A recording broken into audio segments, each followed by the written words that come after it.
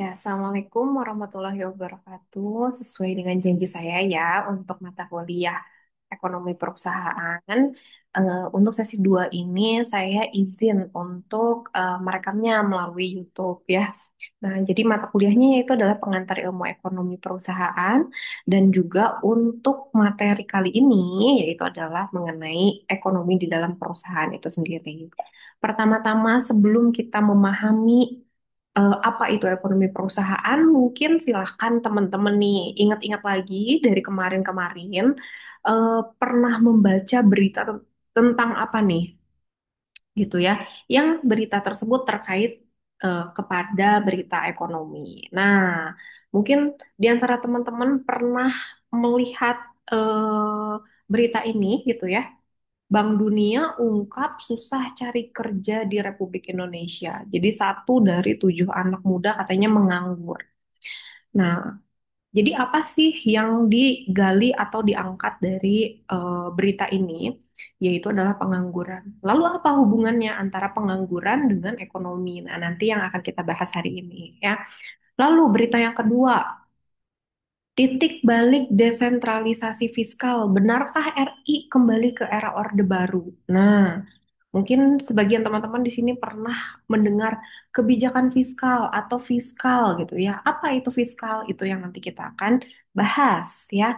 Dan terakhir, industri Frisian Flag mau beli saham produsen susu Ultra. Nah, jadi ini sudah masuk nih ya ke dalam ekonomi dalam perusahaan begitu. Jadi banyak sekali keputusan-keputusan bisnis itu juga dapat mempengaruhi ekonomi dari sebuah perusahaan.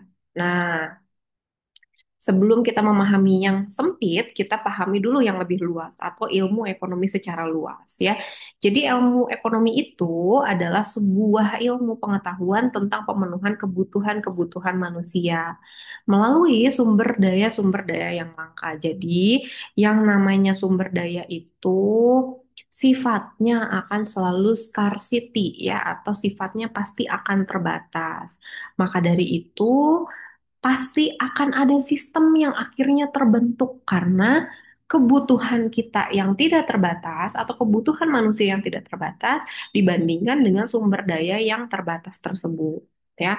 Lalu yang kedua, menurut Parera tahun 2020 nih, ilmu ekonomi adalah ilmu yang mempelajari tindakan-tindakan manusia yang ditimbulkan oleh hubungan antara kebutuhan dan alat-alat yang tersedia dalam jumlah yang terbatas. Dan alat tersebut mempunyai alternatif pemakaian. Nah, kalau menurut Parera, iya sih, ini tuh adalah hubungan antara tadi si sumber dayanya dengan kita yang mau menggunakan sumber dayanya. Namun, ternyata sumber daya ini memiliki beberapa alternatif yang akhirnya akan membentuk keputusan-keputusan di pola ya toh sifat yang akan dibentuk nanti oleh manusia dalam pengambilan keputusannya mereka ya. Nah, jadi untuk hal-hal yang akan dipelajari dalam ilmu ekonomi yaitu diantaranya adalah yang pertama mengatasi kelangkaan atau scarcity ya. Yang mana kita ketahui keterbatasan itu menyebabkan banyak hal menjadi langka. Apa saja yang bisa menjadi langka? Yang pertama kuantitas. Jadi, misalkan pernah dengar mungkin ya teman-teman bensin langka gitu ya, sehingga orang-orang pada berbondong-bondong menuhin kendaraannya dengan bensin gitu ya. Atau mungkin pernah dengar teman-teman cabai langka gitu ya. Nah, atau komoditas-komoditas tertentu yang akhirnya menjadi langka ya. Lalu kualitas. Oke, mungkin kuantitasnya banyak gitu ya. Tapi kualitasnya apakah sesuai dengan yang dibutuhkan oleh masyarakat atau tidak? Karena percuma ketika kuantitasnya banyak tapi ternyata kualitasnya tidak sesuai dengan apa yang diinginkan. Selanjutnya yaitu adalah tempat. Nah, mungkin ini ya akhir-akhir ini teman-teman tahu tempat padel gitu ya, tempat untuk olahraga padel itu jadi sangat mahal gitu ya. Kenapa bisa sangat mahal? Karena tempatnya yang jarang, tapi peminatnya banyak begitu. Nah, namun gitu ya, ketika si produsennya itu melihat, oh berarti ada peluang nih gitu. Ketika lapang padelnya sedikit, tapi orang yang mau menggunakan lapangan padelnya banyak, berarti mereka bisa menciptakan lapangan-lapangan padel berikutnya sehingga mereka meraup keuntungan yang mereka inginkan. Ternyata si demand-nya itu permintaannya tidak bertambah segitu-gitu aja. Orang yang mau main padel katakanlah 100 gitu. Saat lapangannya 10. Nah, saat lapangannya naik jadi 20, yang mau main itu tetap 100, tidak naik. Maka dari itu, ya percuma ada 20 lapang padel, yang 10-nya tetap kosong karena yang 100 orang itu bisa diakomodir hanya dengan 10 lapang. Pada akhirnya, banyak lapang padel yang ya bisa dibilang kosong dan akhirnya mereka tidak mendapatkan profit sesuai yang mereka ekspektasikan ketika mereka bangun, ya.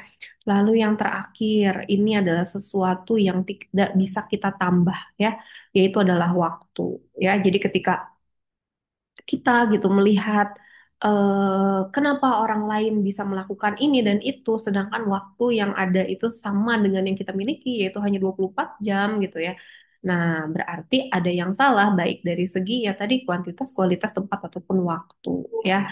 Selanjutnya yaitu mengenai pilihan-pilihan atau choices ya. Nah, terbatasnya sumber daya yang tersedia dibandingkan dengan kebutuhan dan keinginan menyebabkan manusia harus menentukan pilihan-pilihan yang bersifat individu ataupun kolektif. Katakanlah misalkan yang langka itu adalah bensin tipe Pertalite misalnya. Nah, mungkin sebagian orang ada yang ah ya udah berarti tidak usah menggunakan kendaraan pribadi, kita pakai kendaraan umum. Ada sebagian orang yang mungkin mempunyai sumber daya lain, misalkan uang gitu. Ya udah Pertalite ya langka ya kita naik aja ke Pertamax atau kita beli aja di pom bensin lainnya gitu. Nah, jadi dengan adanya keterbatasan tersebut akan memunculkan yang namanya pilihan-pilihan. Biasanya pilihan tersebut itu merupakan barang-barang yang masih sejenis, yang mempunyai fungsi yang hampir sama atau biasa disebut sebagai barang substitusi. Nah, selanjutnya yaitu ada opportunity cost atau biaya kesempatan. Jadi, karena adanya pilihan, kita itu tidak dapat memenuhi semuanya di dalam satu waktu. Ya, bisa dibilang opportunity cost ini adalah kesempatan yang hilang karena kita memilih kesempatan yang lain. Dan setiap kehilangan kesempatan tersebut sebetulnya kita mengeluarkan cost gitu ya. Katakanlah misalkan teman-teman di sini awalnya bekerja secara freelance dengan gaji 3 juta satu bulannya. Lalu tiba-tiba teman-teman itu sambil ngelamar-lamar pekerjaan nih gitu ya. Dapatlah pekerjaan yang tetap gitu. Ketika mendapatkan pekerjaan yang tetap, dengan gaji misalkan 8 juta, sebetulnya teman-teman yang didapatkan itu bukan 8 juta, tapi 5 juta. Kenapa?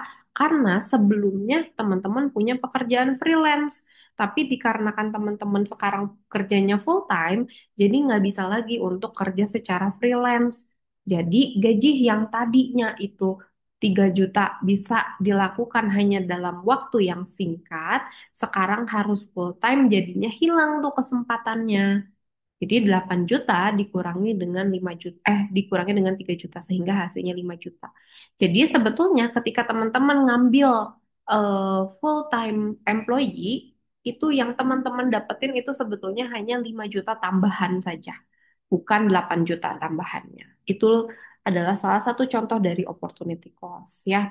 Nah, berbicara tentang ilmu ekonomi, sebetulnya mungkin teman-teman sering dengar ya, ekonomi mikro, ekonomi makro gitu ya. Jadi cabang ilmu ekonomi ini kita akan selalu membagi dua. Nah, apa itu? Kita bahas dari yang lingkupnya terkecil dulu, yaitu adalah ekonomi mikro ya. Jadi ekonomi mikro di sini membicarakan lingkupnya itu sangat kecil, yaitu individu ya. Baik individu maupun perusahaan, rumah tangga, maupun kumpulan-kumpulan bisnis atau perusahaan yang sejenis biasanya.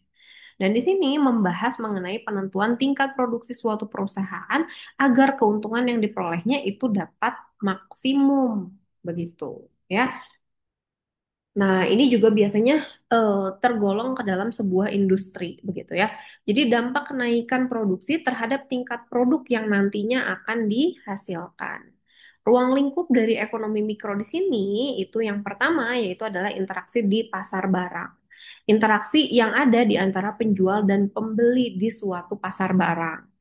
Nah, ini berlaku yang namanya supply and demand tadi. Jadi, ketika tadi misalkan ada 100 orang yang mau padel gitu ya, cukup hanya dengan 10 lapang, sekarang itu ada 20 lapang. Bagaimana cara sisa 10 lapang tadi yang tidak digunakan? Biasanya mereka menurunkan harganya. Bayangkan misalnya tadinya si satu lapang itu sejamnya 200.000. Nah, ada persaingan akhirnya. Ada sebagian orang yang mempunyai lapang padel itu ingin menurunkan harganya. Ya udahlah, daripada kita nggak ada sama sekali nih untuk kita menggayat si 100 orang yang tadi, udah deh kita turunin. Sekarang sejamnya jadi 150 aja gitu. Nah, otomatis 100 orang yang tadinya hanya ke 10 lapang awal dengan 200 per jam, mereka akan berpikir ulang, oh sepertinya kayaknya kurang worth it ya kalau kita tetap menggunakan lapang padel yang ini. Kita gunakanlah lapang padel yang tadi 150 per jam. Nah, lapang padel yang awal itu pasti akan kepanasan jenggot kan gitu. Panasan jenggot akhirnya mereka merasa ingin, oh ya udah kita turunin lagi aja deh harganya gitu. Sebetulnya ketika supply and demand itu sama gitu ya, tadi 10 dan 100 gitu ya, sama gitu sudah dapat dipenuhi, akhirnya itu akan terjadi yang namanya equilibrium price atau titik keseimbangan harga. Namun pada kenyataannya equilibrium price ini akan sangat sulit dicapai ya. Jadi misalnya tadi setelah diturunkan menjadi 150, sekarang orang yang mau padelnya udah nggak 100 lagi. Banyak nih orang-orang baru yang akhirnya, oh iya dulu padel mahal, sekarang murah. Ya udah kita coba untuk main padel. Akhirnya mereka juga jadi pemain padel atau ya olahraganya pindah ke situ gitu. Nah, jadi lapang padel yang harusnya keisi tadi 100 orang cuma 10, mungkin sekarang 15 yang keisinya gitu. Nah, terus nanti mereka melakukan promosi-promosi lainnya sehingga akhirnya orang-orang mau lagi main padel. Ntar kelebihan lagi nih. Orang yang mau main padelnya ternyata sekarang jadi 300 tapi lapangnya cuma 20. Kurang nih gitu. Nah, karena kurang akhirnya gimana orang-orang ini yang banyak gitu ya ingin pada main padel dengan hanya 20 lapang gitu. Si 20 lapang ini berpikir, "Oh, kalau misalkan kayak gitu ya udah kita naikin aja harganya. Naik lagi ke 175 per jam." Akhirnya si 30 orang itu berguguran gitu. Ah, nggak bisa deh kalau 175 gitu. Nah, itulah yang disebut sebagai reaksi dari pasar, begitu ya. Akan selalu bereaksi bagaimana keputusan-keputusan baik itu individu maupun perusahaan akhirnya dapat menciptakan harga begitu ya. Lalu yang kedua, tingkah laku pembeli dan penjual atau biasa disebut sebagai bagaimana seorang pembeli menggunakan sejumlah pendapatannya untuk membeli berbagai jenis barang yang mereka butuhkan dan bagaimana seorang penjual ataupun produsen menentukan tingkat produksi yang akan dilakukannya tadi ya karena kalau misalkan terlalu banyak akhirnya tidak terserap di pasar, ya mau nggak mau mereka daripada apalagi misalkan makanan maupun barang yang mempunyai masa berlaku gitu ya. Atau sebetulnya yang kayak tadi lapang padel juga kan ada maintenance fee gitu ya. Daripada mereka mengeluarkan maintenance fee terus-terusan, ya biasanya menurunkan harganya begitu. Nah, terus tadi misalkan orang-orang mau nggak bayar segitu menyisihkan dari pendapatannya gitu ya. Yang ketiga yaitu interaksi di pasar faktor produksi. Atau sebetulnya faktor produksi itu ada macam-macam. Yang pertama yaitu adalah tenaga kerja.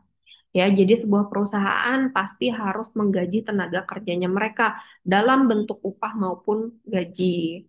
Apa bedanya? Kalau upah itu diberikannya biasanya hitungannya per jam atau per hari begitu ya. Tapi kalau gaji biasanya hitungannya itu per bulan dan biasanya tergantung kepada kontraknya begitu.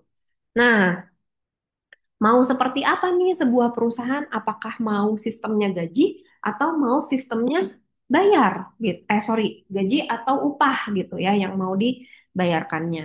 Lalu mungkin perusahaan akan berpikir nih, apakah saya perlu casual worker gitu ya atau freelance saja gitu atau saya butuh orang yang betul-betul menjadi tenaga ahli gitu. Kalau tenaga ahli tidak mungkin sepertinya kita berikan hanya upah saja, tapi kalau misalkan kita hanya membutuhkan misalnya orang yang magang gitu ya, itu mungkin bisa menggunakan upah ya. Lalu yang kedua, modal. Nah, modal itu juga terbatas ya. Jadi sebetulnya apa yang menjadi faktor produksi itu pasti akan terbatas ya. Contohnya tadilah tenaga kerja gitu ya. Kenapa bisa terjadi pengangguran gitu ya? Padahal angkatan kerjanya banyak. Angkatan kerjanya banyak, tapi ternyata kualitasnya tidak ada yang sesuai. Kompetensinya tidak ada yang sesuai, kualifikasinya juga ternyata tidak sesuai yang dibutuhkan oleh si perusahaan. Pada akhirnya ya tenaga kerja juga bisa scarcity gitu. Lalu modal, yang namanya modal ya pasti ya ada mungkin sebagian perusahaan yang mempunyai kelebihan modal. Tapi ketika perusahaan tersebut ingin terus-terusan berkembang, pasti mereka akan selalu mencari cara untuk mempunyai modal gitu. Nah, modal juga sama, harus ditimbang oleh perusahaan. Apakah lebih baik modalnya itu dipenuhi dari pinjaman, yang mana ketika perusahaan itu mau meminjam, berarti perusahaan harus mempunyai kewajiban untuk memberikan bunga. Atau perusahaan tersebut mau menerbitkan saham. Ketika perusahaan menerbitkan saham, berarti perusahaan mempunyai kewajiban untuk membagikan sebagian hasil profitnya atau biasa disebut sebagai dividen. Ya, yang ketiga tanah atau land yang, nah ini juga ada dua pilihan. Ini juga sama scarcity-nya. Tanah banyak tanah, tapi tanah yang berkualitas terbatas.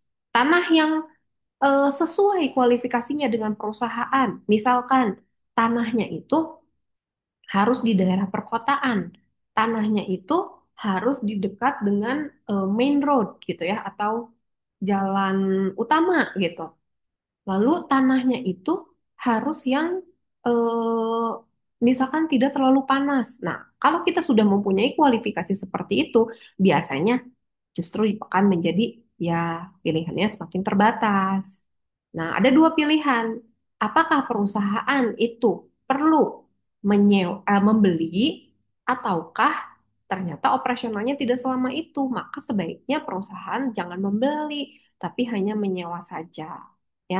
Dan yang terakhir yaitu adalah entrepreneurship atau kewirausahaan. Ya. Nah, di sini saya lanjutkan kembali mengenai ekonomi makro pada eh, video selanjutnya ya. Nanti kita lanjutkan kembali di part 2.